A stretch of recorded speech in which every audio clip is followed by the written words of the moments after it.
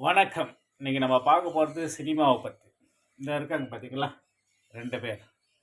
முன்னாள் முதல்வர் புரட்சித் தலைவர் எம்ஜிஆர் அவர்கள், இந்நாள் முதல்வர் புரட்சித் தலைவி விஜய் சார் அவர்கள்.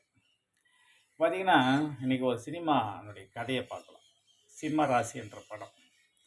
தந்தை மகன் அவர்களுக்குள்ள சின்ன மனசாப்பை ஏற்படும். இதை சந்தர்ப்பமாக பயன்படுத்தி எதிராளி அந்த மகனை அவர் வசம் இழுத்துக் கொள்வார். பின்பு தந்தைக்கு எதிராக பணி செய்ய தொடங்குவார்கள். கடைசியில் அந்த தந்தையாகப்பட்டவர் சிம்ம அவதாரம் எடுப்பார், தாண்டவம் ஆடுவார். அந்நேரத்தில் தான் அழிவார் அந்த எதிராளி. அதுபோல் பணத்துக்கும் பதவிக்காக என்று பார்க்கின்ற வேலை என்றைக்கு மக்கள் சிம்ம அவதாரம் எடுக்க போகிறாங்க தெரியல. நல்லதே நினைங்க, நல்லதே நடக்கும். நன்றி, வணக்கம்.